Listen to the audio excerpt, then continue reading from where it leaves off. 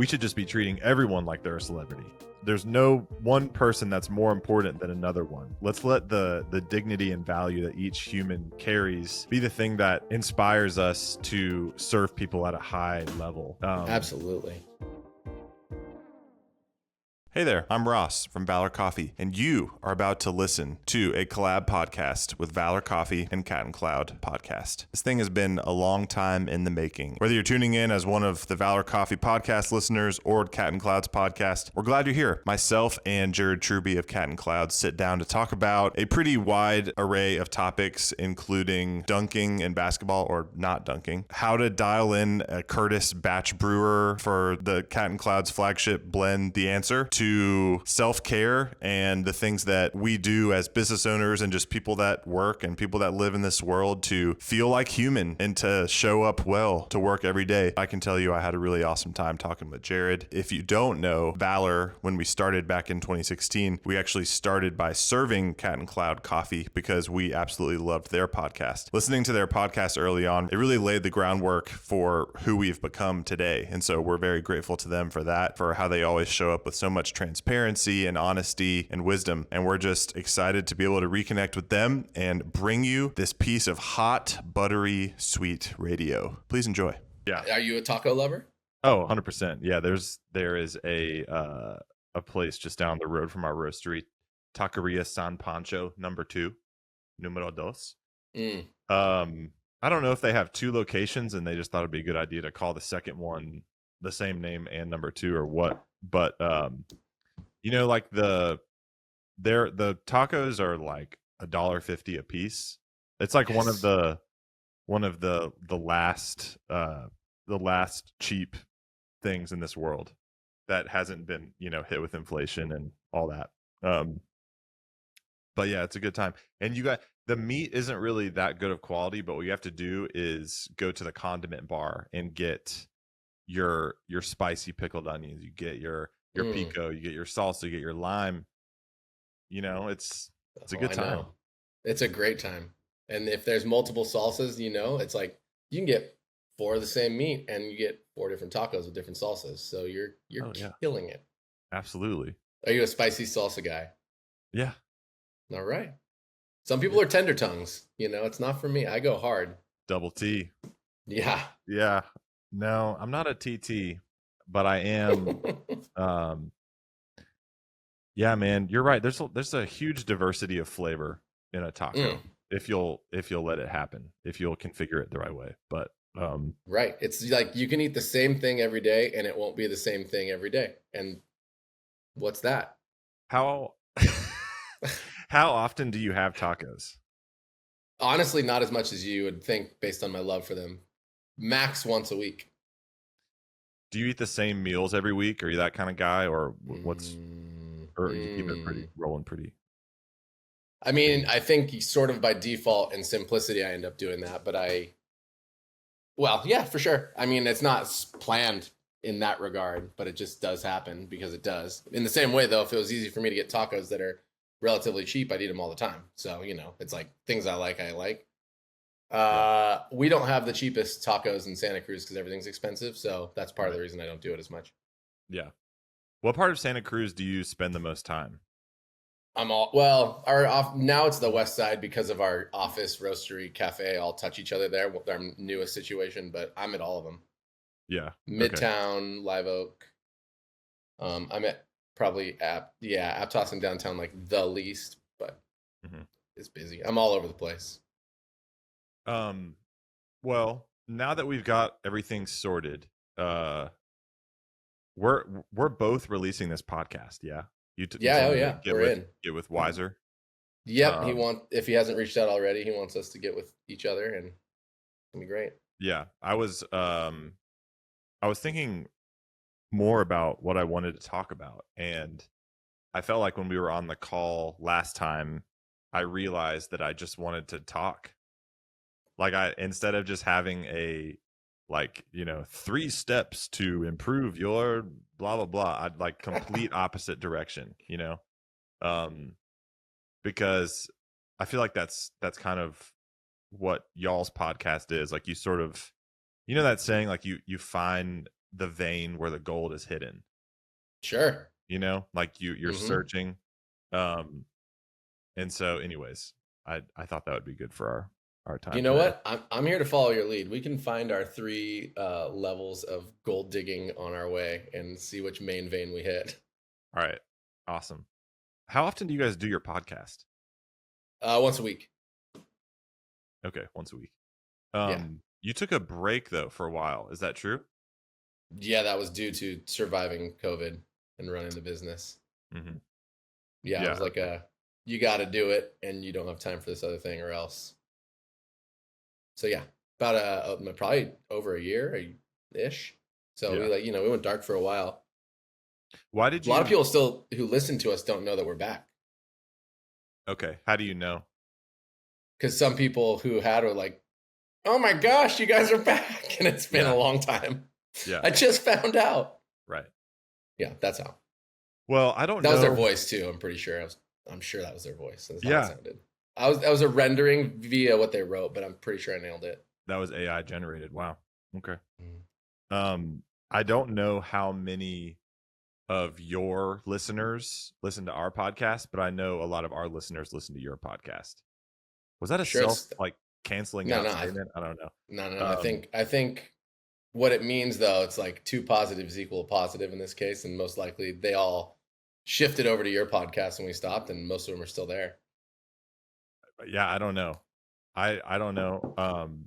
I saw that you guys started doing more video, which I thought was awesome. You guys like just in the roastery on Mm. your Uline tables. Yeah, we've Uh, started doing that once a month. okay, so you do that once a month, and then the other weeks you do just audio. Yeah. Okay, yeah, because Hmm. you have to do it after hours, right? Absolutely. That's Yeah, why you do and it once a that's month. yeah, totally. And it takes and then also Wiser and the setup and the yeah, absolutely. You set up in the roastery, and then yeah, deal with the timing of everybody and getting even Charles, Chris, and I lined up for afternoons and evenings when we all now have children is not the simplest thing. So Yeah, that's why we feel like we'll do it once a month. We'll figure it out. right. Yeah, that was a difficult transition for us. We started off in one of these offices. It was a really small room, and I think, uh, it didn't look terrible, but we were like, man, what if we could do this out there, like in the warehouse, because it's just Hmm. so much bigger, and we can have the equipment in the background, and make it look like we know what we're doing and stuff like that. And but we are like, but the roaster's going, so obviously that's loud. Um, especially our roaster, we have a Loring, and it sounds like a freaking jet engine when it is purging and like doing the warm up.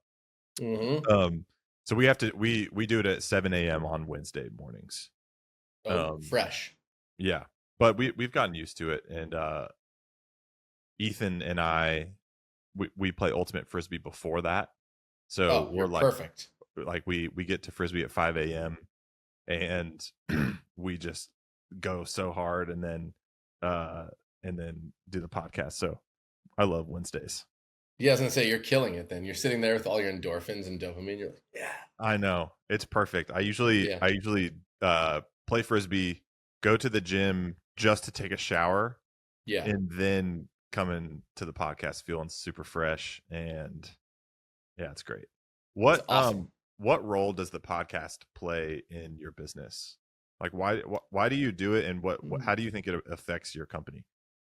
Well, now we do it because we believe that we're going to be able to offer advice and we're going to continue to share our experience and what's going on. Originally, we did it to showcase that we had a viable business prior to having a cafe, right? We were roasting, we had two different bags total of coffee, Yeah. one from Honduras, one from Ethiopia. And we had our podcast so that we could tell people about selling coffee. And that was how that started. And then we were like, let's keep recording this and show people and share with people what we're learning on our opening, as well as let's get people, because it was early on in the podcast world. So let's get other people. We were in the LA proximity. I was in Santa Barbara. So we could get a lot of human beings to Santa Barbara to hang out and be on the actual podcast. So Yeah. it started from Chris and I not working together and wanting to still work on different things because we had started with our blog and our little, situation that we had back like 2010 till then. And we weren't working together at the time. So it was a way for us to get together and kind of keep expressing ourselves and sharing perspectives. This isn't the time when people were like, the V60 came out and all of a sudden coffee could be good because it was a V60, but then they were brewing, their whole brewing experience was done in a minute and a half. And we were like, there's no way you're getting great coffee in a minute and a half in a pour over. And everybody's like, it's the best. And I'm like, I don't know, man. So it was one of those things where it's like, let's talk about, reality and having some critical thought and make sure that we're not all being sheeple to the most famous coffee person who's the loudest. Sure. Yeah. Do you feel like through your podcast, you were able to bring a really practical, boots on the ground, like, two guys that are in cafes every day sort of approach to the industry? Whereas I feel like some, like you said, loud influencers, I don't have anyone like specific in mind or anything, but they sometimes lack that actual hands-on experience of like seeing how the V60 might translate in a cafe, like serving real guests. I think you said it kind of perfectly there, is that the reason you can't remember them is that they're very loud for a short period of time and everybody remembers the era and the person, but then the person or people don't typically have the experience. They don't walk out and see through whatever it might be in a way where it ends up tangibly being integrated into either our culture or their business. And so there's so many people who are able to garner a lot of influence for a little while, and people are interested in being a part of something. There's nothing necessarily wrong inherently with that, but I think you said it right. That's why you don't hear about them. There's opinionated people like crazy. There's been a ton of them, but the ones who end up kind of sticking it out aren't always necessarily the loudest, but they are, the longest tenured, and they continuously are here. Yeah. So let me ask you this. Do people ever say, I miss the old Cat and Cloud? Well, I'm hearing that too broadly. Do you mean like the podcast, the cafes? Just when you look at your company, not necessarily the podcast, but you've gone through all these phases and you've scaled and you've done. The heart has been the same, as far as I can tell. But do you ever hear people say like, "Oh, I miss how it used to be. I miss the old Cat and Cloud"? Weirdly, not often. No. In fact, I can't remember anybody specifically speaking to it in that regard. Good question. No, yeah, I mean, it's kind of cool to think that that's a no, Yeah. There's times where people have said that about most businesses I've worked at. I think there's like, remember that time, it was super cool, but there's never like I wish it was still like that, because we truly have consistently worked on being better in all regards. And I don't think anybody could go back to those places and be like, that was a better version of the place. There is occasion, I think, where I or Chris or Charles will speak to things culturally that we aren't as, or even like quality related, that we're not as sharp on in a moment, and be like, re-centering our crew. But that's not the same thing at all, right? That's like hey, we set out to do it like this. This is the intention. This is what we need to be doing. And we've gotten a little, off center. So no, interestingly enough, and that kind of makes me happy to think about. So rad. Yeah, that's really cool. What do you think are some of the main ways Cat and Cloud has evolved when you look back? We've gotten clearer consistently on what our values mean and our mission, right? We have always gotten better at communicating that. And the way we'd figure that out is, we had our best version at the time. We'd be working through it, walking through it, explaining it. And there'd be things that we assumed, being new at the time, new as business owners, I should say. And we would assume that everybody knew what we were talking about. I mean, the most clear and obvious one is artistry is one of our values. And we assumed, because when we opened the business, that Chris and I were both barista competitors, and Western regional champions and made the top 5 in the United States barista competitions, that everybody who worked for us would automatically assume that coffee quality and barista craft in general was like a no-brainer. That was what we were supposed to do, right? And so for us, we opened the business. We're like, what's the evolution in specialty coffee? The next level is experience, hospitality, connection in that way. So we're going to talk about that a lot because the coffee is going to be obvious. And 2 years in, we had a bunch of amazing hospitality people who didn't really inherently care about specialty coffee at all, and how we expected them to or wanted them to. So we're like, what is going on? And then it was like, geez, it's so obvious. It's just, we didn't build an intentional place to talk about the whole process of craft. We still did like intro to coffee. We still did quality stuff. We still had recipes. We still had all of the things that you do to make it good. But the actual understanding that this is an imperative focus in who we are wasn't written down, and therefore it wasn't talked about in a repetitive way. And boom, simple as that. Yeah. So that's one way. Just that kind of translates around everything. Just to park on that one just for a second. Park it. That, what you're saying, gosh, yes, I relate to that a lot. I think something that we used to say early on was things like, we're a people company, and oh, by the way, we serve coffee, or like we're hospitality first, and it's about this connection with guests and each other, and oh yeah, it's through the medium of coffee. And while that I think communicates a nice point, I think what it can do is minimize the coffee, and exactly what you're saying, that like, hey, if our product isn't absolutely awesome, like as good as it can be, then that's not hospitable. That's not like a cool thing to do to someone, to serve them a bad product. Even if you did do it with excellent hospitality and with like genuine human connection. So how did you realize that the coffee side of your business wasn't getting the love that it needed? Like, did people hand out drinks that had bad latte art on it, or like, you can get as specific as you want, or did people just not have passion? What did that look like? I mean, it came down to taste. For Chris and I drink espresso and milk drinks every single day, so it came down to consistency in some regard and what we wanted out of the coffee and how it tasted. Latte art is like a sport.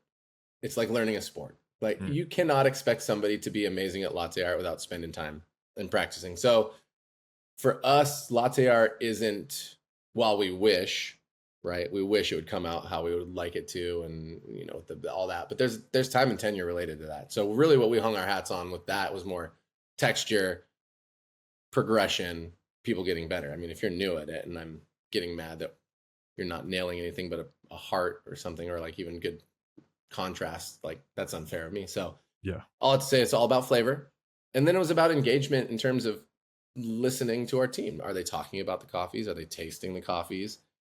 We even went as far as to make sure that the discount policy reflected the desire for our team to understand our coffees. And so if it's without milk, you get it for free no matter what, anytime you want, forever. We stole that, and from you. Oh, nice. Yeah. I mean, and that's if you bring your family in, that's whatever. If you're drinking coffee black, you're having espresso, like nothing added to it, we got you. Like that is passive learning. And it's true, at first nobody likes espresso. And at first most people don't like coffee, especially without anything in it. So if we can train you to understand it, great. If you don't have to pay for it, you're more likely to give it a go. So anyways, we started with that. And conversations where people talking about it were, I mean, do they know the menu? Are they interested when we put new coffees on? Do you hear any buzz whatsoever? Are the teams and the team leaders and the coordinators, which is equivalent to a manager of a store and an assistant manager, are they leading in that regard? And they weren't as much as we'd like. So you got to start somewhere. Yeah. Can you tell me what the leadership org chart looks like in your retail department? Like for so in retail, Totally. So in retail now, which is great, we have a head of retail for the first time in the last 6 months, we'll call it, maybe less, in Herman, who was a team leader at 2 stores and 1 store at a time. But he's been amazing. He's been with us for 6 years. At our store level, so we have 4 locations, right? Each store has a team leader, and then they all have a coordinator. And those names are specific because that is what the jobs most entail. The coordinator, right, is in charge of ensuring everything is working properly. The team leader is making sure that, coordinating, the schedule, ordering, the brass tacks, and yes, they're doing coaching.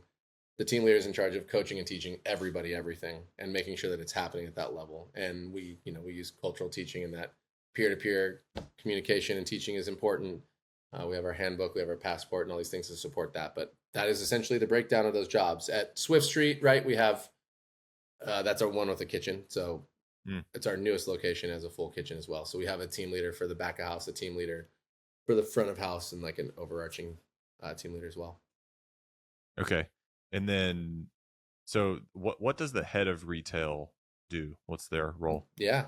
I mean, they're essentially in charge of all the strategy, the ensuring the metrics that we need to hit to be the successful business are there, progression, deciding what strategies to follow or not, and hitting, quarterly goals that build to the yearly goals, and everything else that kind of falls under that, coaching all the team leaders. We're developing, we've had versions of all of the trainings, but we're developing our most new iteration of coordinator training, and that will, be able to follow in step with a passport. That's kind of been the evolution. Okay. Chris and I built the company retail passport, and now Herman and I are working on the coordinator and team leader version of that for the retail cafe. And what's a passport? So a passport is our version of, it's a training progression. So we know that everybody learns at a different rate, right? So you are able to get things checked off when you're able to achieve them at the level that we would expect, right? So to the point of, we'll say latte art. We'll call it multiple levels. You have the generalized ability to pour a heart in every single drink at the appropriate texture. Cool, check mark. But we're not necessarily at a place where, or no business, I think, should be at the place where you need to be able to do these things prior to working in those positions. So with the need for people to get better, we will need people to work on the bar and to progress. Am I a barista at Cat and Cloud? No, I'm in training. I haven't been checked off yet, but I am on the bar. I am making espresso. I am doing things at a level that is, we can check in and make sure that it's good and great, but can I do it at this level, every single time without any help? No. Cool. You're not checked off yet. Mm-hmm. With the ability to get checked off and moved up, there's some levels. So in your first year, you're able to achieve 4 25-cent raises in your first year of tenure here if you can hit those markers. Yeah. And if you don't, then you don't. But I mean, you now know what it takes either way. There's a clear path. So your team, if I was to get hired at Cat and Cloud, I would be handed a book, right? Yeah, handbook and a passport. Okay, so the passport tells me what I need to learn next. Is that passport? Hey, okay. Right, with all your stuff, there's things. It's probably backwards for you, maybe not, but there's that, right? And that's all the way in the roastery. So with each one of these little line items, the teacher's edition has all the specifics. So there's there's a lot of specifics in there. You'd also get handed a handbook, which is all of our rules and regulations and policies and lingo and language and some note space for you to take notes on. You'll go through all that stuff in orientation. That looks so sick, dude. Yeah, it's pretty cool. How long have you been doing that? This was like a big, has it been implemented, do you mean? Yeah. We worked on this over last year, and it's been implemented all year. I think it got implemented in November of last year. Okay. Yeah. Actually, in Barista Magazine, in the June edition, I wrote an article on training that's going to come out. Oh, sweet. Yeah. In a couple days, maybe. Okay. So if I'm handed a passport, is it on me as the trainee to sort of push myself along and get with someone and say like, hey, I need to check this off, or is it my team lead's job to like move me along there, or is it both? How does that, who's driving that ship? Right. Well, that's the beauty of it. It is both, right? Like it's both, and there needs to be checks and balances, and teamwork is one of our values in that regard. So, yes, the coordinators and the team leaders are going to continue to push you along at the rate that they feel that you're ready. If you feel like you're ready for more, your job is to be engaged. Your job is to ask your peers, yo, I want to practice this. This is what's next on my checklist. I want to go, And same thing, coordinators as well. Hey, I want to go. Do you have extra time? Can we schedule something? Can we sit down? Can we talk? Like you are able to receive, and this is a little bit of where there's the check and balance, and that you can't move through it too quickly, because I do think there's really great what do I call it? The student who can memorize all the things on the test and crush it, but they don't necessarily notwithstand, they don't have it's not consistent over a period of time. So you can only get the raise every 3 months throughout that first period. So, every quarter you can receive the raise. You can move on past it, but you still can't receive the raise without that amount of tenure. So it's a little bit of a check and balance in that regard. Both ways. I think that's better, You'll find out who's hungry. Right. Okay, I could say more there, but question. Have you ever almost given up on Cat and Cloud? Have you ever been to the point where you're like full burnout? Do I really want to do this anymore? Full burnout, yes. Do I really want to do this? No. Yeah, I don't think I've ever said I don't want to. Well, no, it's not that I don't want to do Cat and Cloud thing. I think what's happened is there are those times when you are the business owner and you have to get it either succeeds or doesn't, right? There's nobody else to do it. And sometimes you have a skill set that fits a place really, really well that just sucks for you, drains you. And you end up doing it for a very long period of time, or multiple things that fit in those categories. And it's just, that's it, like you're living a life that's far more draining than filling. And in that regard, there's been thoughts of like, man, maybe there's a way one day to like, or not even like that. It's more like, what is it that I'm missing? What is it that's not working? And through experience, you start finding out, and some tools that I think have been really helpful for me is, I'm living in this place that just is really draining for me. And I need to figure out who can come support me here, is there a position available? What do I need to spend less time here and more in the places that fill me up? And that's when it's all shifted. I'd say that's probably the most accurate answer. There's never been a time where I'm like, nah, let's walk away from it. Let's sell my equity. Let's move on. Nah, not really on the table. So you're saying there was a season where you were in a role in your business that was very draining. Is that what you're saying? Multiple seasons for sure. Yeah. What was one of those roles? Like when was one, like the one you can remember the most? I mean, it was kind of it was the specific focus on just head of retail, but like there wasn't, it was when we weren't organized. That's really the truth. Like when you're not organized, somebody has to figure out the stuff. And the way that my brain works best, I sit in the COO role now, which means, with the exception of 2 spaces specifically, I'm helping people solve problems and helping progress our business to achieve its mission. And for me, that's where I fit best. However, if you're sitting in a place where you can't easily make change, it feels like, in other parts of the business, but you're seeing all of the potential pitfalls, or you're seeing things that are really going to add up, it gets tough. And so if you're not organized, that's what happens. And it ends up it lives somewhere, no matter what. Whether somebody sees it or not, it's alive. And I, for better or worse, have a brain who kind of ruminates on problem solving and seeing what could go wrong and seeing what could be a bottleneck in a number of different places. The positive spin is I love through lines, And I love the ability to accurately communicate this is how our mission and our values live from A to Z in a probably super frustrating way for people who don't like the details of that. Mm. And that's the kind of business I want to have. So, that's where somewhat maturity can speak and say, hey, you don't have to worry about everything, which is true. And that's been part of the letting go process. And the other part is finding your place to your right space to be able to influence appropriately. Have a little patience. Okay, Does that answer so your question? yeah, Cool.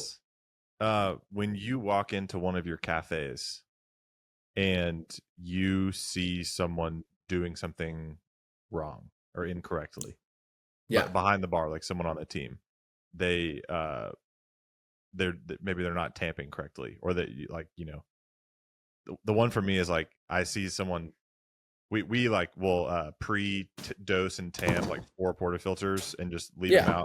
out. And I always like walk by and look at them to see if there's any cracks in the pucks, Uh-huh.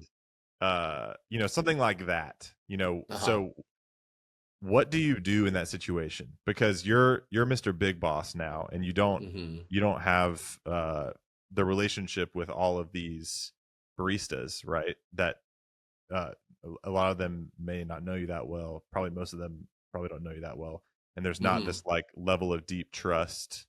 Mm-hmm. Maybe fundamentally they trust you, but not like experientially on a Relationally. daily, Yeah. relationally. So how do you handle that situation? Yeah. I think, well, one thing I do ensure that I'm around enough that there's not a ton of uncomfortability around me. So there is going to be, no matter what, as the owner, no, they're always going to be afraid of you in some capacity or intimidated. So I do show up enough that I think most people know that they're not going to get in trouble in a way where it's a problem, no matter what, with me. Mm. And I think that's really, really helpful. They know that I'm mostly default positive. So to start there, the other part is I've worked enough with the leadership team to know that there's certain things that will be taken care of by them no matter what. So I don't have to say anything, even if it's happening. And I'm really proud of our team for that. And then if there's something that basically where I'm going is it has to be pretty egregious, or which almost never happens, or it has to be just like a fun, opportunistic coaching moment where it can be life giving and team building. Okay. Otherwise, I'm not doing it anymore. And that's not because I don't care. It's that I do trust that my team will see it. I also have been the guy who's experienced the bosses who come in and kind of critically rip the place apart. Totally. And being the person who's like, no, I see all that and I actually have a plan, but you're just kind of like bringing it to me and walking away, like bombing the place.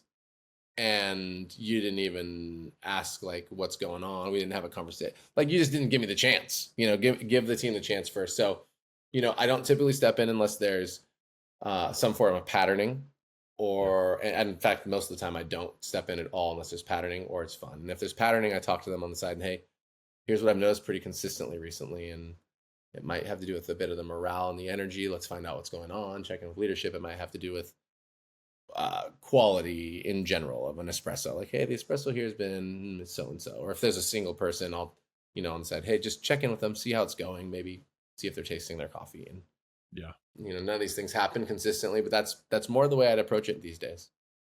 Yeah. Are you guys We're also still? working on this something called Walk the Floor, which allows us to give. I think we briefly talked about this when we were attempting to do the podcast, Yes. but we're working on an audit system. I hate that term. We're going to work on a system that allows us to critically look at our experience and to identify how well it's going. And basically, that'll be like a monthly thing. And if everything meets expectations, great. If something doesn't, they have a month to fix it. And then there's the other category of like, this needs to get fixed now. And we'll return like a week later and give them a week to figure out what's going down. And Yeah. that'll allow everything to kind of, open that relationship, that expectation. They'll have everything. It won't feel like, oh, I didn't know that. And that works again 2 ways. We'll need to know that we trained it well or didn't, that it's clear or not.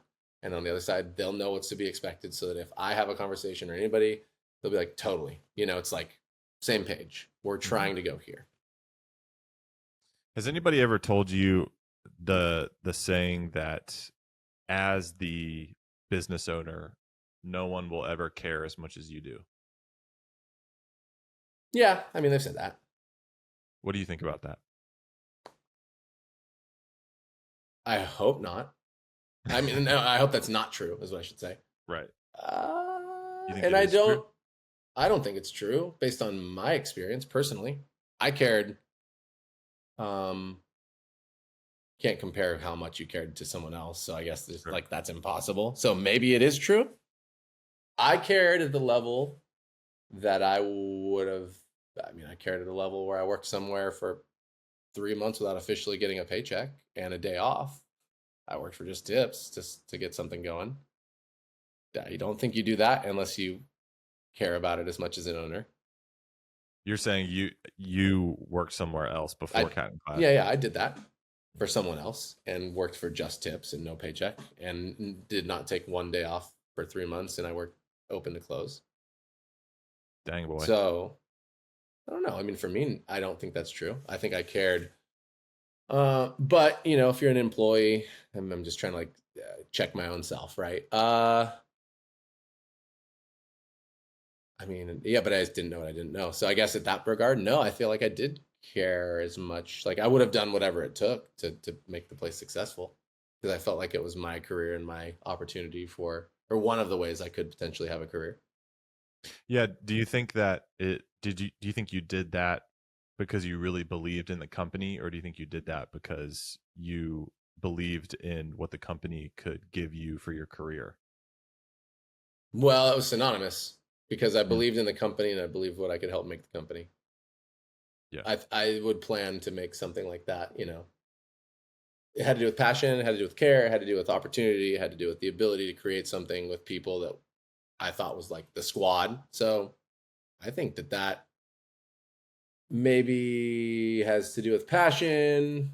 It has to do with belief, has to do with opportunity, progression, sure. But I mean, in that regard, to answer your question earlier, like I do believe I cared as much as the ownership group. Hmm. I didn't have the money invested, right? I didn't have the potential loss of whatever, that I do now where everything's signed in my name. So if we go under, they come for all my stuff. Yeah. But that just kind of means that the responsibility, nobody will have as much responsibility and skin in the game as the owners. It doesn't necessarily have to do with care.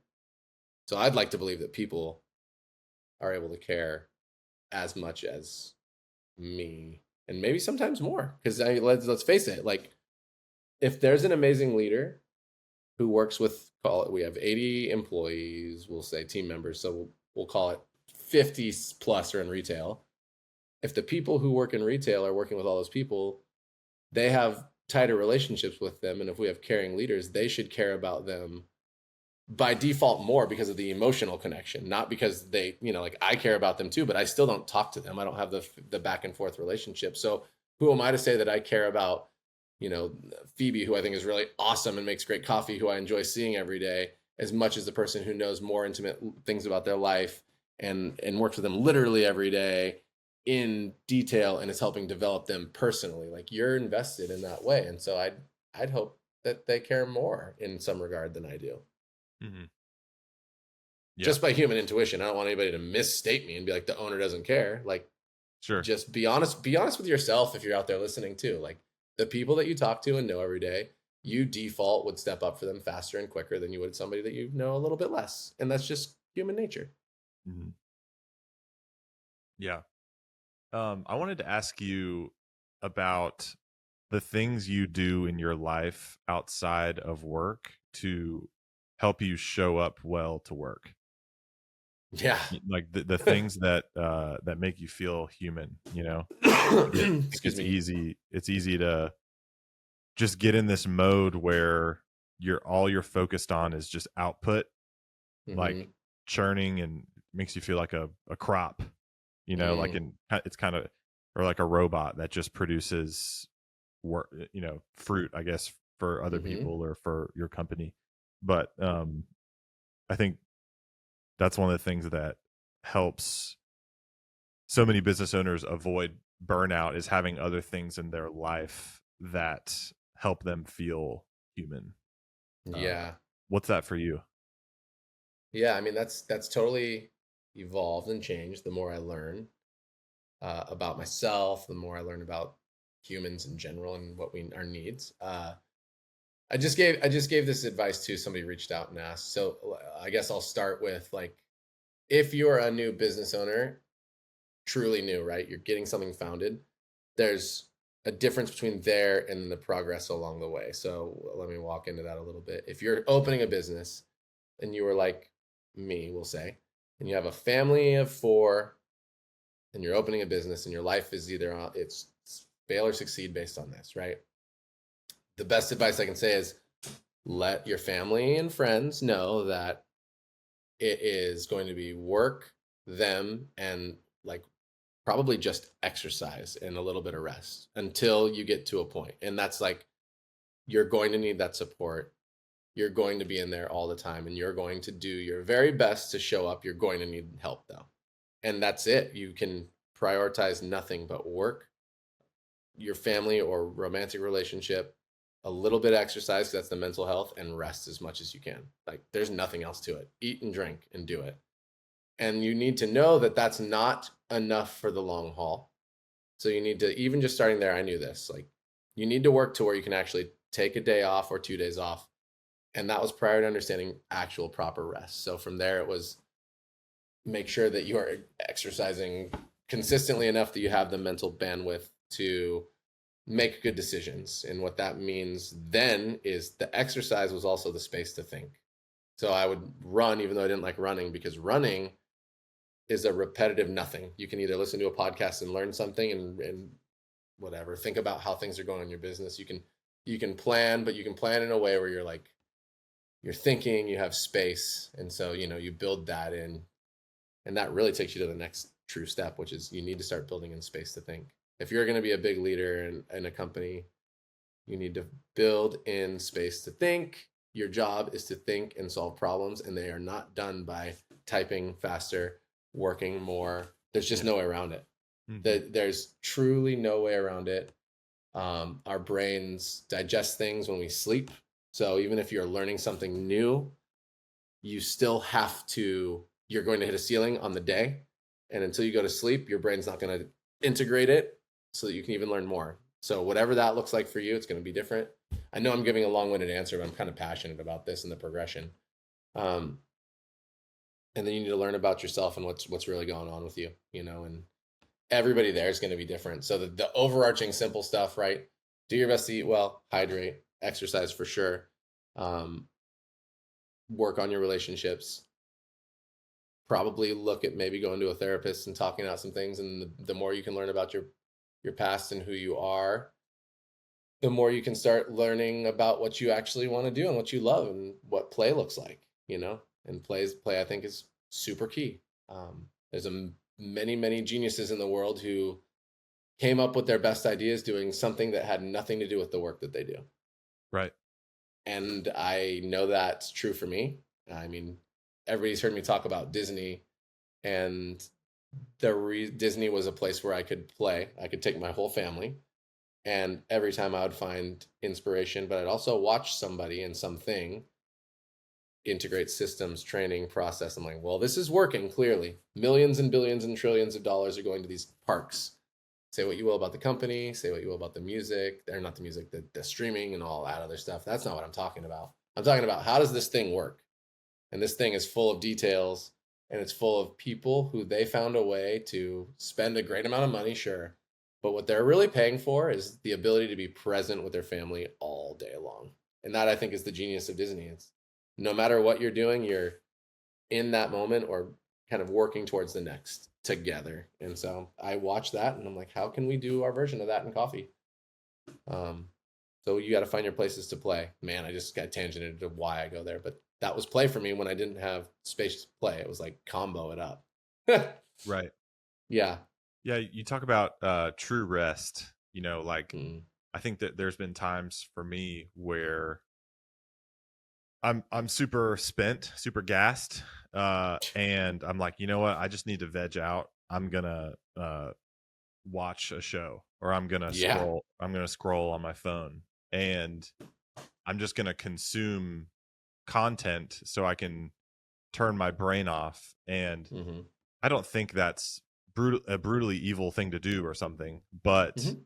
I I love what you said about allowing yourself to have space to think, Mhm. because like, if I this a good example is if I'm on the way to a meeting and I'm driving in the car, I can either put on a podcast or I can listen to music or I can you know have a YouTube video on and I'm not watching it, obviously. Obviously Um, not. yeah, of course not. Uh, I can do that and sort of like, oh, I'm gonna enjoy myself before I work. I'm gonna like rest before I work. Mhm. But if I will just sit there in silence and just let whatever thought come, or think about what I'm about to walk into, or whatever it is, there's so many downloads that come during that Mhm. time. Whereas, even if I'm listening to some like business podcast about communication or about negotiation or about, people or whatever it is, like, oh, I'm going to get hyped up for my meeting. I find it's actually counterintuitive that Mhm. if I will just sit there, I have enough information.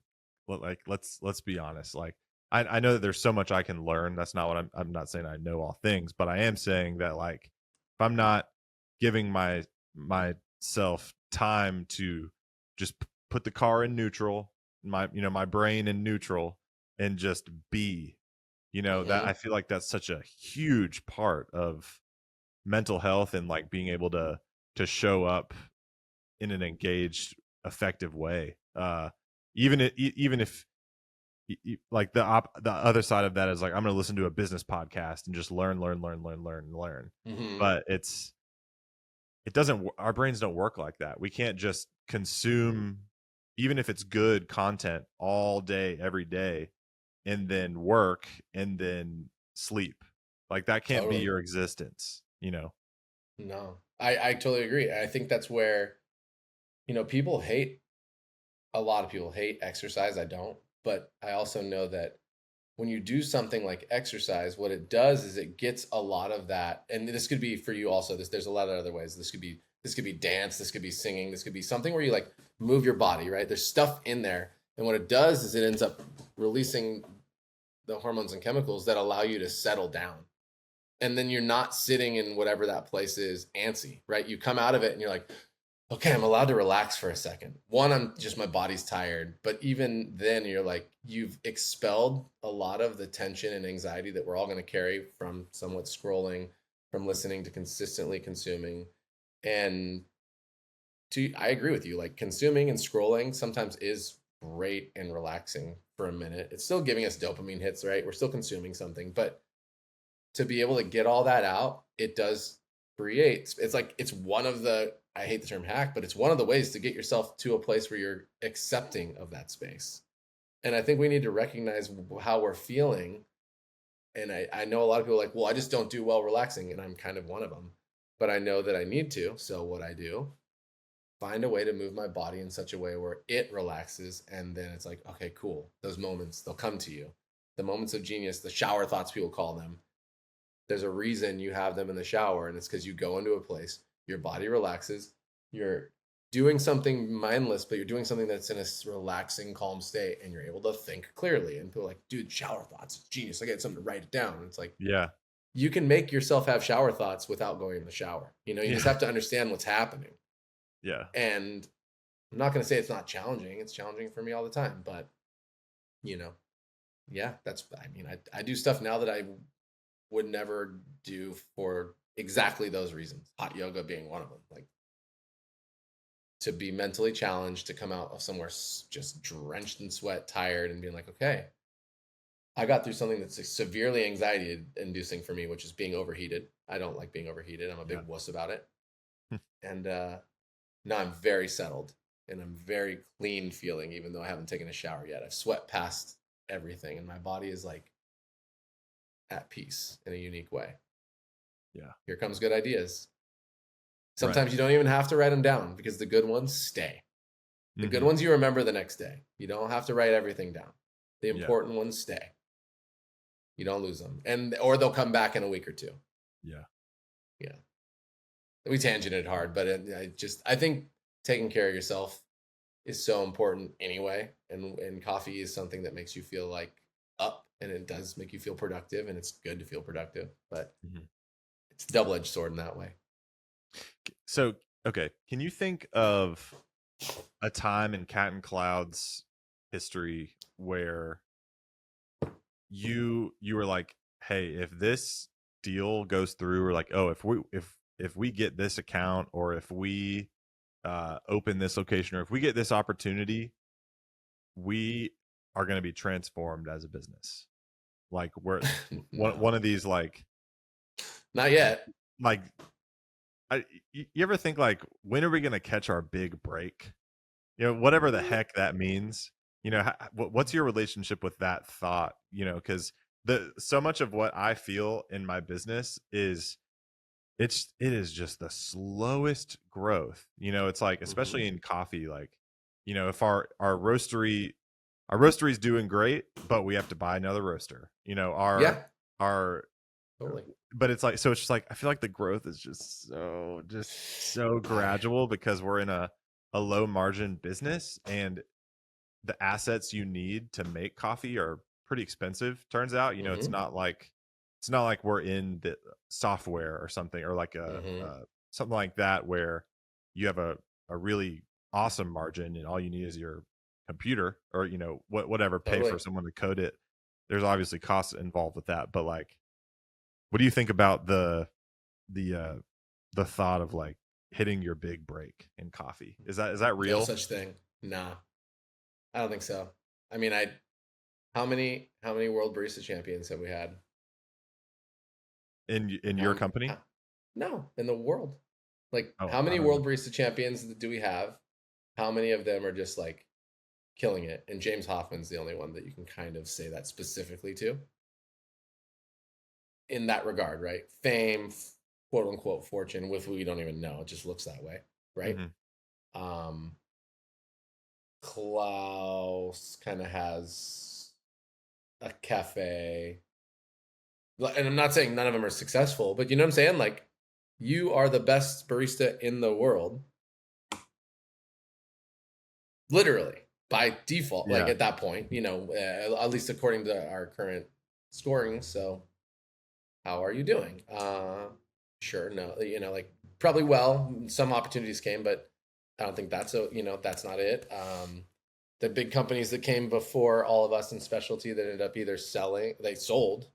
So like maybe monetarily they got there, but what we have our Intelliges, we have our Stump Towns in terms of at least cultural impact that kind of went there. You got your Pete's and your Starbucks culturally in a different way that like hit this level that you might people might call that the big break, right? Because the CEO and whoever maybe owned the business when they sold it get some sort of big payout if they get paid bought by for hundreds of millions of dollars. Like I'm sure they got paid well at that point.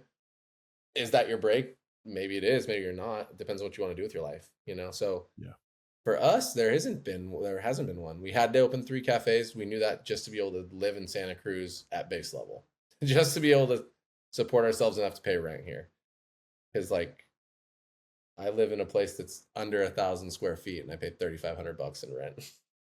Oh, Yeah. goodness. So like there is no big break coming. I'm not going. I'm not even thinking about owning a house in this town or area. It's not on my in my cards.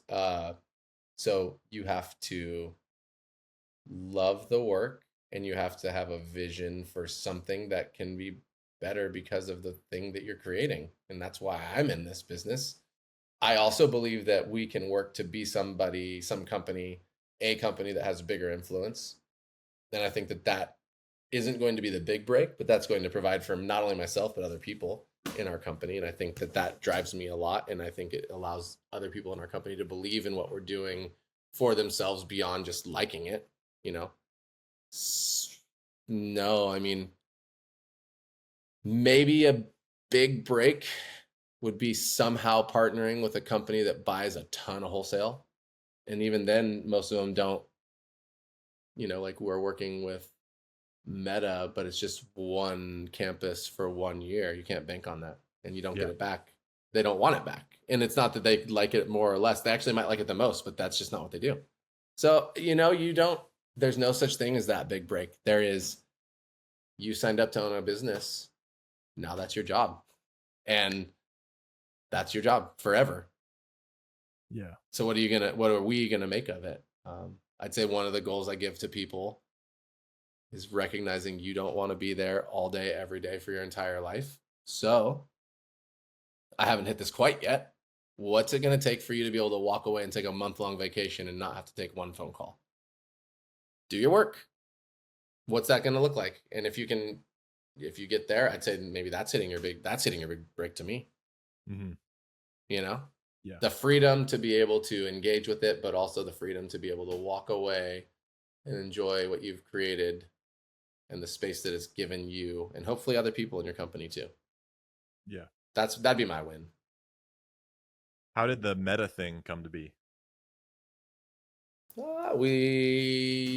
You say it's truly, this is what's interesting. I think everything also works together. Like to your point earlier, you can't just have a computer and whatever, right? But like there's this thing with wholesale that your cafes sell as much or more at times, depending on your location, than your in our case, we have a podcast and we have some semi-famous, like Chris is pretty famous in the world with his pre-YouTube. So that's helped us in that regard. And my competitions and so on as well support underneath that, probably secondary with our podcast. But like you are either seen or you're not. And I think if you have an amazing experience, people will talk about it, right? So if it was easy and we could just snap our fingers and I could have 1 or 2 or 4 cafes in some specific cities, I guarantee you our wholesale program would go with it because people would engage with our team.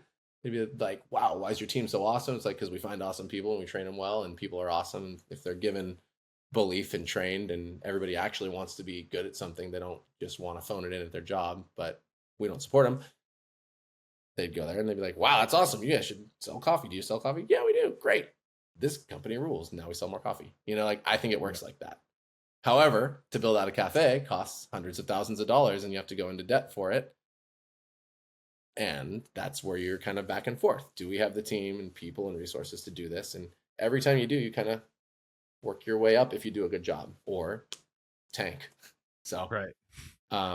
So you think someone from Meta just was coming into? They came in. That's the answer. Yeah, like somebody literally drove by and they're looking. Somebody who worked with a subsidiary company who helped them find their next purveyor. They drove by. They're like, "Oh, there's that place. Let's try it. Wow, that place is awesome. Let's ask if they're good." And then we have amazing hospitality, and we responded really quick, and we're easy to work with, and showed up, and the rest is history in that regard. But that one, surprisingly, we're like 30 minutes from all of Silicon Valley.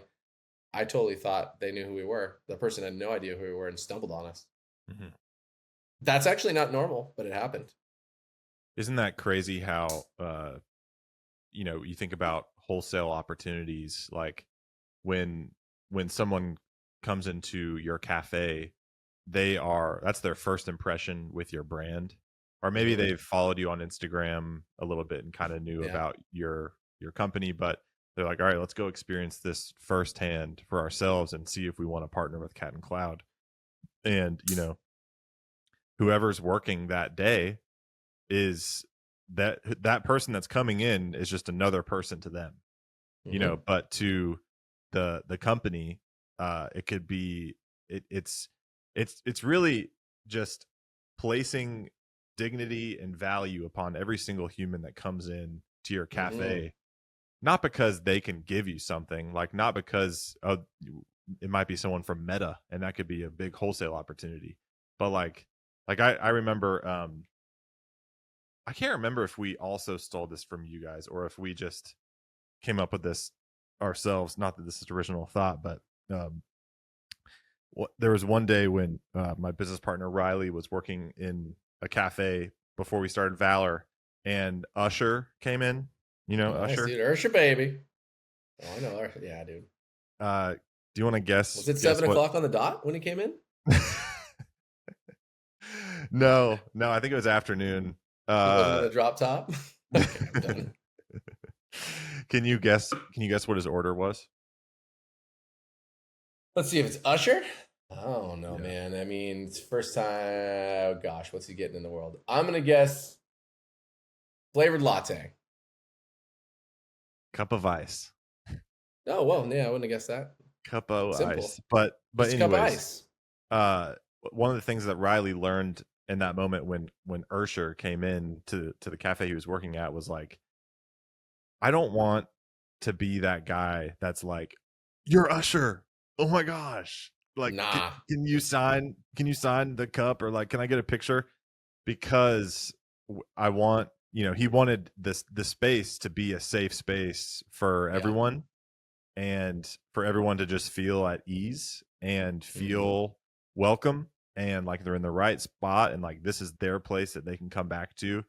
And that's a policy that we have in our company, is if anyone that is a celebrity, or a figure, a public social figure comes in, never acknowledge that, never say like, oh, you're blah blah blah, like let's get a picture, because of what I just said. And sort of the thought that spawns off of that sort of policy is, we should just be treating everyone like they're a celebrity.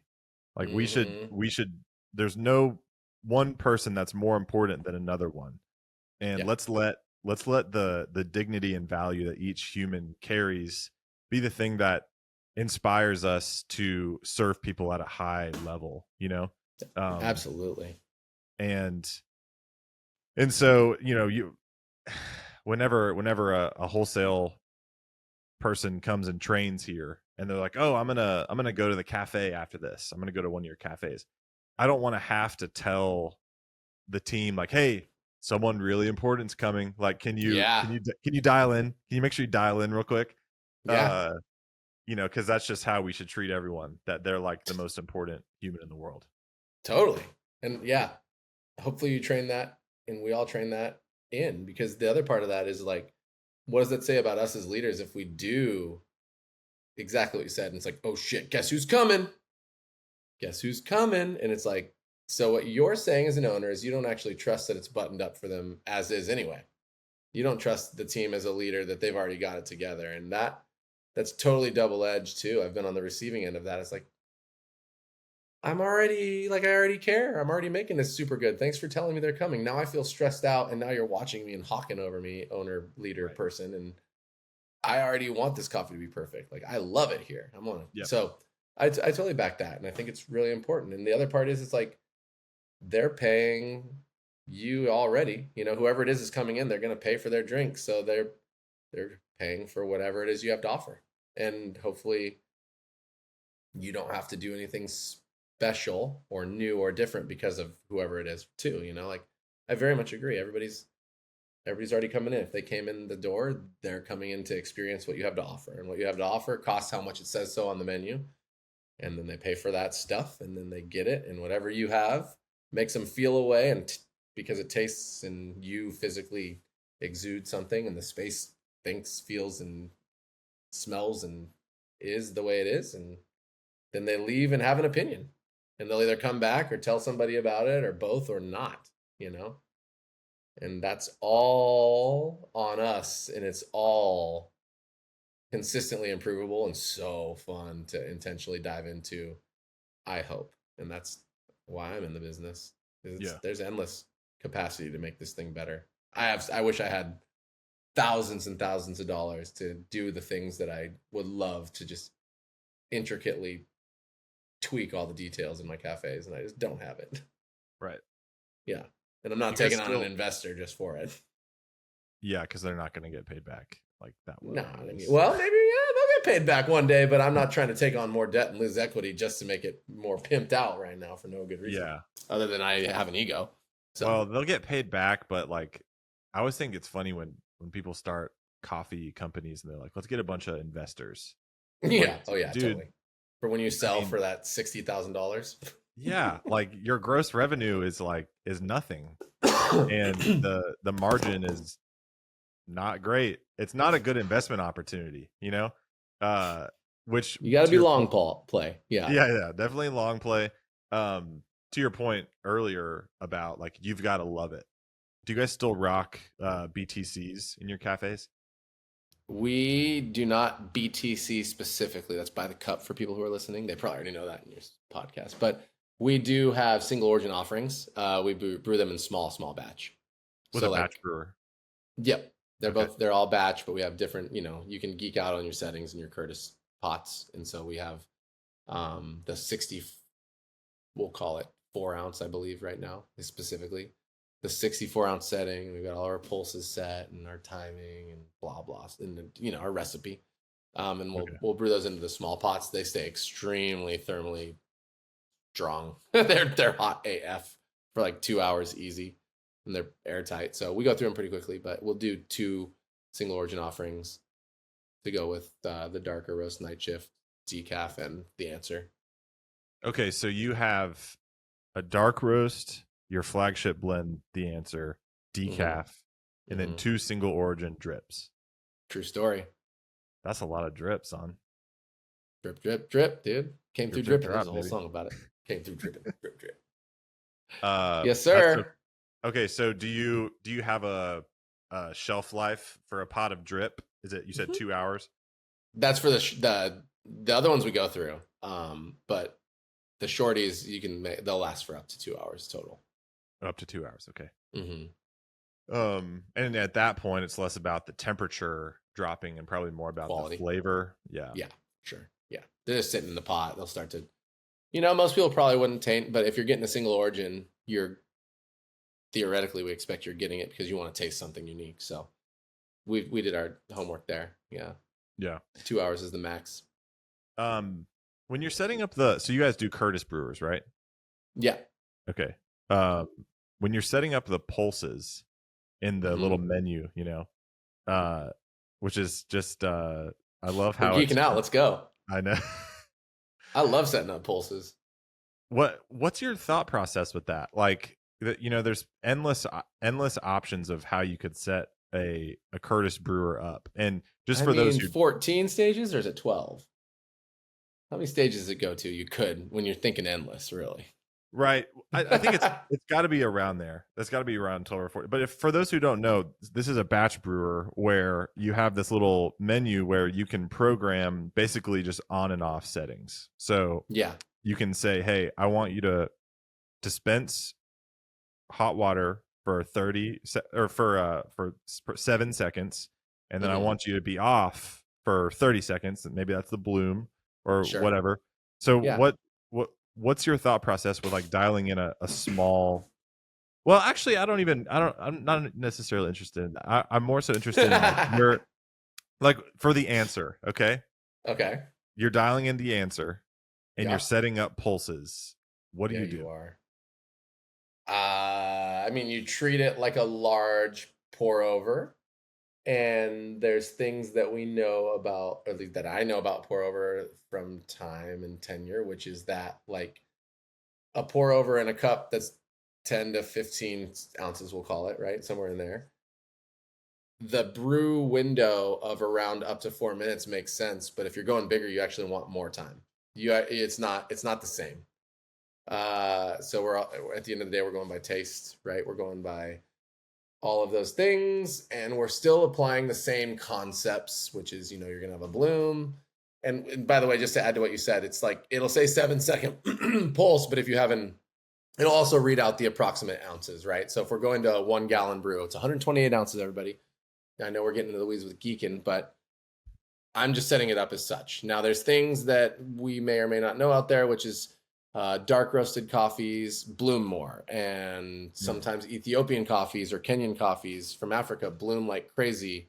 Why? I don't care, but they do. Like somebody out there might do all the math or all the research. Maybe Rayo will do it because he has time to do stuff like that. But these are things that I know. And so we pulse to ensure that no grounds get in the coffee, right? We pulse to get to an approximate time that makes sense with the taste. And we're actually in the process right now of leveling up to what's next, which is coming very clearly with a TDS meter and knowing what we like and taste, and then finding a way to match that with the grind setting and calibration in our cafes. And that will then transcribe to our official newest pulse readings. I set them all to begin with, though. And the concept was that, basically, which is I didn't go specifically in the stages like we might in a pour over, right? Call it somebody says 4 stages, somebody says 6 stages. I don't think that that's a personal thing. So there's a bloom. There's a bloom that is enough to make sure that we wet the whole grounds. It has been a few years since I dialed it in, but whatever it was, I would check, right? I'd be like, no, I couldn't check because I had the thing. But I would do it where I approximated what I thought would get the whole thing wet in the first portion. I'd let it sit for 30 to 45 seconds, then I'd continue pulses on and off to make sure that it was, let's see, if I was thinking out loud about how that worked. I believe I would do a bit of a ramp up in terms of volume, and then a ramp down in terms of volume distributed to kind of give it like a bell curve thing. Bell curve of sorts. Yeah, I think the bell curve though was a little bit, favored towards the middle plus. They'd get the most towards then. Again, thinking about, we're really in the weeds with geeks, but if you think about espresso extraction, right? There's a lot that happens in like the 2/3 to the end with the sweetness and complexity, and then at the end you're kind of just like letting it drip out and making sure you hit your full dose, your full output. Yeah. How long is the brew for the answer? Like on your Curtis? On a gallon, I believe it's about 8 minutes. Okay. Gotcha. Including drip out. It maybe 9 with drip out, because you can set your drip time, and that really the drip time for everybody who's listening, if you're programming these things, the drip time is on you to watch. So like all that does is tell whoever brewed the coffee that it's done. So if you put a drip time of 1 second, it'll say that it's done at, call it 8 minutes flat, but it might not be done dripping out. You'll pull the pot out and it'll still be dripping everywhere. So that's all the drip time is like, are you paying attention? You could set it for 12 minutes and it could be done in 7, and you could just be waiting and waiting and waiting for it to say it's done. So just remember that you're a person with eyes and brains, and you can think about this stuff and see what's really happening in everywhere, not just Curtis. It's a good thought. Have you played with ground control brewers ever? Just with Major Tom? No, I haven't. Nice one. You really are a dad, aren't you? Dude, dads listen to that guy. I don't know. Okay, yeah, anyway. I think dads listen to that guy. I mean, at least that was a dad joke. Ground control, that was a dad to Major Tom. I thought that was just a quick ADHD joke. I didn't listen to any of the Labyrinth Man himself. He was in the movie The Labyrinth. That is a dad joke. Well, see you next time. Oh man, I know we're wrapping up. Anything you want to say? I don't know, man. I'm just here. I feel like maybe we'll go a little bit longer, but anything on your heart? What's going on in your brain? I mean, you heard it. Taking care of yourself is on my heart. So that's my thing as of recently. Take care of yourself. Get some L-theanine. Fun facts about caffeine: they will drain you of salt, and a lot of us say that you're sensitive to caffeine. Most likely, you're actually electrolyte deficient first, and then maybe you also are sensitive to caffeine. But I think if you're the person who goes on vacation and somehow is like, oh, I don't feel crazy on vacation, like that might have more to do with life stress than it has to do with coffee. But electrolytes, just a little bit of salt and lemon in your water could literally change your life if you're on bar and you're tasting a lot of coffee. Taste your coffee, please. That's on my heart. Taste it for real. Play with it. Don't just accept that it tastes one way because somebody told you. Yeah. Man, oh man, oh man. Yeah, L-theanine, it's amino acid in green tea. It's good for you. Helps just chill you out. I'm all about that. Ayurveda. I think I heard you talk about that in one of your car chats. Yeah, it helped me a lot, honestly. I used to have panic attacks. Some of that is just like stuff that I wasn't processing in my life, and some of that is super supported by L-theanine and ashwagandha specifically for me. Which ashwagandha is like, it's a ginseng. It's one of the ones, but it's an adaptogenic adaptogenic. That's the word we're looking for. One that's great for stress reduction and management. So those two have been key. If you happen to be somebody in coffee that has your stuff, which a lot of us do, those are really super, super safe, easy things to get, and they're not expensive. That could truly change your life, and truly, salt, water, lemon, game changer. Yeah, you do that every morning? I do some sort of electrolyte. Right now it's Element, so the LMNT, which is literally sodium, magnesium, potassium, and then I do that, and some water with some collagen. Nice. We did Element for a while, and then my wife figured out how to make it. Yeah, exactly. with the stuff that like she just ordered it on Amazon. So Nice. we'll just do like a couple scoops of that. But problem is it doesn't taste good because Element I was tastes so good. yeah, I was wondering about Um, that. I was like, what flavor did you make? well, I've tried different ways to sweeten and flavor it. And my wife, like she takes colostrum, Yeah. like the Armora stuff, and Uh-huh. that tastes really, really good. But it's like I feel like I'm unworthy. Like it's too expensive. Like yeah, she can It's take it. legit, yeah. That's great. I'm glad she takes it. But I'm so glad she takes it too, dude. oh goodness, thank you, Jared. But I've done like the Mio squeezes, Mio No. drop. Oh, yeah, yeah. The little drips. Gross, very Yeah, gross. it came through dripping again. Yeah, gosh, talking about drips. Um, but the best thing I've found is like the Propel Yeah. powder, but it's Uh-huh. like it's that also has electrolytes in it, so it's like Yeah. you're like you are electrolyte at that point.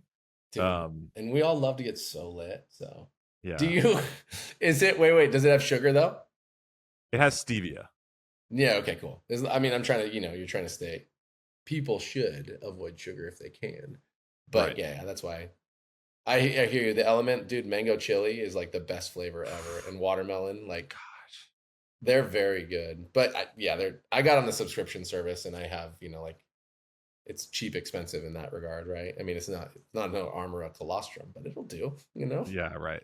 Right. Yeah, Yeah, I like to do the electrolytes, the colostrum if I'm feeling really fancy, just treat absolutely. myself every once in You a while. should. And then creatine, all in Yeah, a I do nice creatine as well. nice big thing of water that gets you Uh-huh. started off right. That's my guy. 32 ounces. The electrolytes, the creatine, the collagen. That's my exact drink.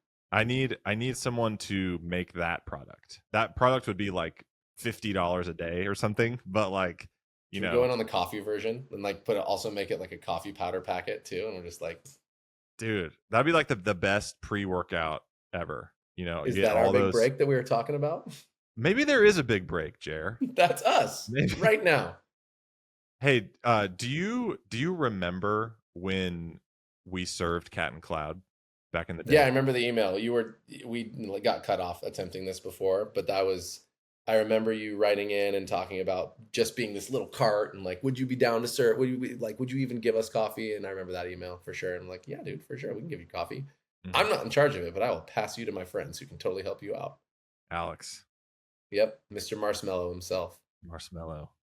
I want his Um, donuts so bad. Anyway, yeah, I totally remember that. yeah. Now it's cool to have a face to the situation, all these years later. Hmm. But I do specifically remember that email. That's one thing about my company, our company, but that's where I feel like my company is that I see a lot. Like I pay attention to a lot of stuff. Like the people who are on like all of our base camp, I'm like seeing a lot of the team members when they're calling in sick and their lives and stuff. And I'm like, I truly am. Like I do care. And I think a lot of them are like, oh, I'm like, did you get your shift covered? Was you all good? Is the thing? And they're like, what? I'm like, yeah, Right. no, I'm there. Like same with all the emails. Like I can't see them all now, but I see a lot of them, and yeah, I'm in. Yeah. Less of Um, those specific ones, but yeah. I just remember, serving the answer. I remember the truth. mm. Uh, Allen Iverson and Paul Pierce represent as a second to triple background reason why those are called that. oh, really? Yeah, I loved Allen Iverson and Chris loved Paul Pierce, but Uh, also the answer is a great name for somebody trying to figure out if they don't know what to pick. What coffee do I pick? And that seems to be like a question to me. So the answer is for everything, and it's that blend that's for drinking an espresso. Takes milk. It doesn't. Then the truth is like, you want the truth? This is our craziness right now. Like, you want something a yeah. little more wild? It's only going to work for those who love the coffee. This is the truth. This is what we love. Yeah. What we're geeking out on right now. I love that. I love that so much. Do you feel like the answer has been pretty consistent over the years as far as, with all your green sourcing and roasting and changes It's over had the its years? moments. I don't think it's possible for it to be perfectly consistent. So I'd be lying if that was the case.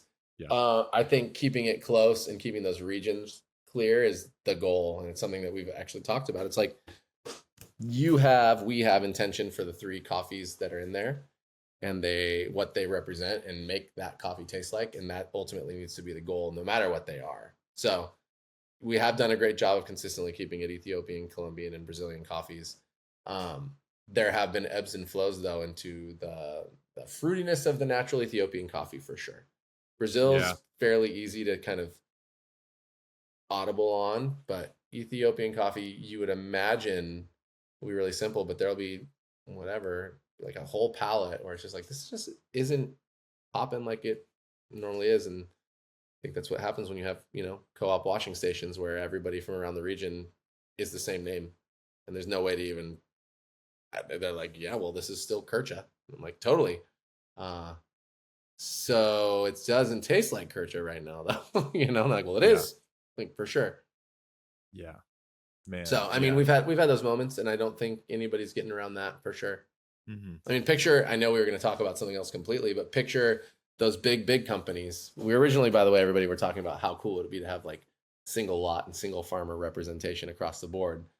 What ends up happening, both in a good way and a challenging way, is like you get to a place where you're needing more coffee than they can provide for you. So then you start having to mix and match regional, like that's what sometimes people call day lots, and a lot of big companies do that. They're like, okay, in Honduras I need coffees in this point range that have generally these flavors, and then the people, Benjamin or whoever, will put together a table that they think fits the bill, and then whoever picks from that table the coffees that all fit into that thing, and that's what that becomes. And then all of a sudden you're working with X amount of farmers. So that's how that would work. Yeah. Okay. Day lot. What's a day lot? That's a term that if I'm honest, I don't know where it specifically came from, and I could be totally wrong, but in terms of my assumption, but that would be exactly like I said, like 12 farmers, you don't know who they are, from specifically this part of the mountain region. Like we'll use Antigua because I know that on the volcano Agua, it's like right there, and all around that mountain is Hunahpu, and it's all these different farmers that are going to the co-op, right? They all come in. What might happen is, in the context of somebody needing to say we needed Kircha, we'll say is the word, and even though this is completely all over the place, but Kircha needs to taste like this. We have decided we need to buy more than Kircha has to offer, so they put all these things on, and on the day you pick these ones to go into that container, and in that container they're going to put all those in the same bag to fit under this thing, and that was your day lots from the day. You picked lot 12 and 7 and 9, and those are my day lots. Those are all getting combined into a product and getting sent to America, and it's going to be Hunahpu in this regard to replace Kircha because it tastes the same in this story that I just told. Have you guys bought containers of coffee? A full container from anywhere? No, not well. Yeah. Geez, but that's in main component blends for like Kircha is one of them. They have the ability to send us that, or coffee from Colombia, and like either Via de Calca or one of the Supremos that hit the quality standards for the Answer, Night Shift, things like that. Brazil. Yeah. I mean, gosh, though, if I'm answering honestly, I'm not sure we buy it all at the same time in that regard too.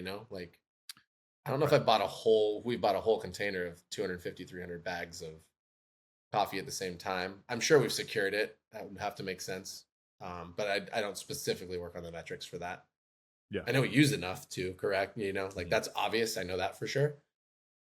Charles is specific to how we buy it. Maybe we release it and work with places like Royal or Olam or Cafe Imports to, this is how much we're going to need. And they're like, cool, we'll make sure we bring in that amount. But do we purchase it ourselves? No, not yet. I don't think. Yeah. Gotcha. Yeah. Okay. That makes sense. Yeah. Because I'd like to get to buying a full container from places like Honduras and the places that were like really deeply personally invested, and keep growing things like the Best Friends Club, because that's super, super helpful to the people we work with everywhere. But man, that's a whole other conversation, the Best Friends Club in life. We could just do a whole other podcast one day.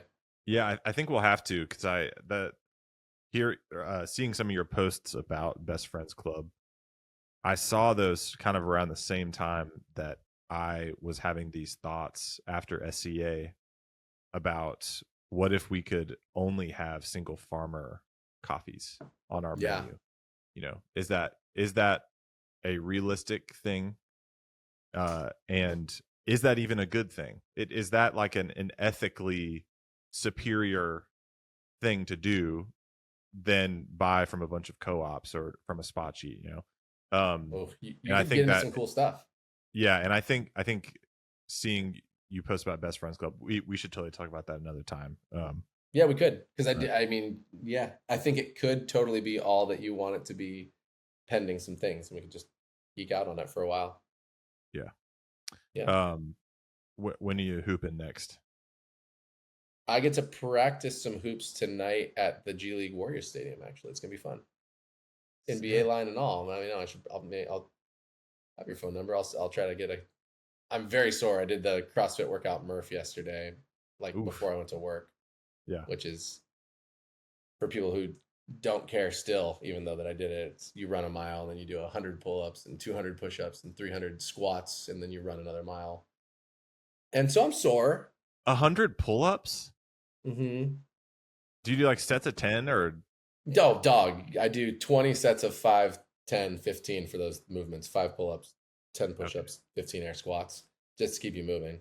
Some people do the full 100, and it's just like, how sore do you want to be? Like, you're hitting failure, especially in the push-ups. Anyway, yeah, that's a whole thing. Yeah, the pull-ups would be what absolutely would crush me. Yeah, they're horrible.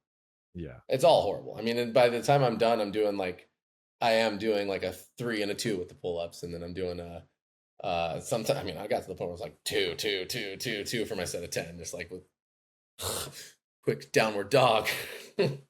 Yeah, no, it's tough.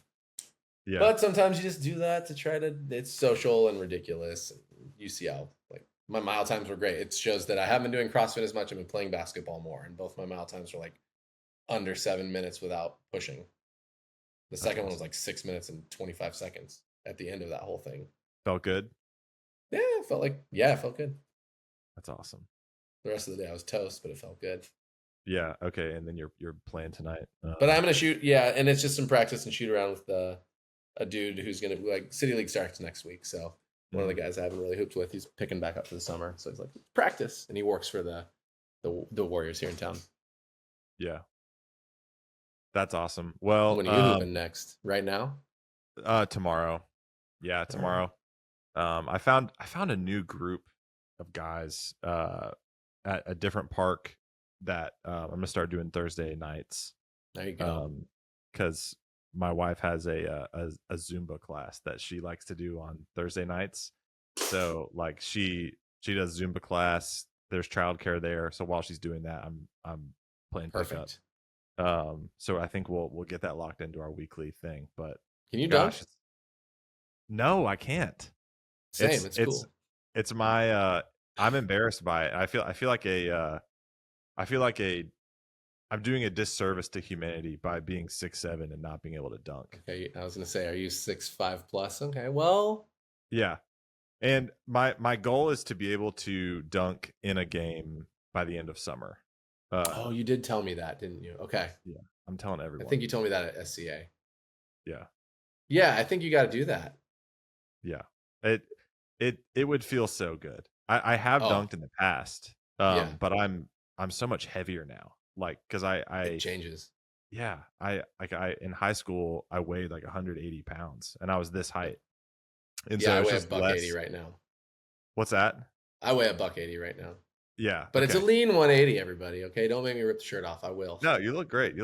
But now I'm like 225, and my legs just hurt, man. Like they hurt from carrying around that weight and like jumping. But I mean, dude, I feel you. I threw on a weight vest the other day at like, it had 30 pounds. I'm like, geez, dude, like it is significantly different. Yeah. If you drop 10 pounds, like your vert will go up probably 6 inches easy. Right. Which doesn't mean you even need to. And like the way I look literally is not by, like, I actually am not trying to look any sort of way. I just do the things I do. Like I play basketball, I do the CrossFit, I do the yoga. Yeah. However I turn out, I turn out. I truly am not going in there and like, isolating muscles. No, I'm not. I just am not. I don't Yeah, like it it. just Never depends on did. your goals. Yeah. Yeah. But Knees yeah, over I need to toes, get my right? legs. What's that? Do you do the knees over toes guy stuff? I've heard of it. Riley keeps telling me about it because I always complain about my shins hurting. And It'll help. yeah, I need to. I've always heard like, you know, older people older than me be like, you know, you're gonna have to start warming up soon. You know, like you're gonna start hurting after playing. And I'm like, yeah, right. But literally, like, I think so. I'm 27 now, and Oh, lucky. but I believe them now because I'm starting to hurt. So Yeah, I need a bro. protocol. I need to have something I do before I play, or you know, whatever, to like get things greased up a little bit. Yeah, you don't even need to do very much. Oh, I'm so jealous of you. You're 27. Bro, if you don't dunk by 30, I don't know. I'm going to have to fly over there and kick you in the nuts, I think. I Because know, that's what I'm saying. I can I feel it. almost, yeah, like I can grab rim at my age, which is above 40, and Yeah. you can do it for sure. You're an I athletic. I can see it's it. probably mental. It's probably mental. That's a fact. That's a real truth, dude. Yeah, I can jump higher when I'm not thinking about it than when I'm trying to. I know. Isn't that wild? Jared, thanks I believe in you. thanks for hanging. We'll have to do this again. It was good to just chat with you. I really enjoyed Hey, it. absolutely. Let's get after it. And I had a great time. Thanks for all of it. I feel like we should totally do another podcast and talk about other stuff. Plus, then we can hang out. Yeah. That's And it's mostly what I scheduled, wanted so we to. have to. Right. That's Yeah. part of being an adult, isn't it? Scheduling. Yeah, and I'll hit you with the business plan for coffee, creatine, electrolytes. We'll workshop the name, but I'm pretty sure it's called You Will Poop Immediately after this. I've got an instant coffee friend. I have an instant coffee friend that just moved here, and Okay. so he can be our instant coffee side. There you go. But Cat and Cloud Valor Coffee Podcast signing off. Peace. Stay gold.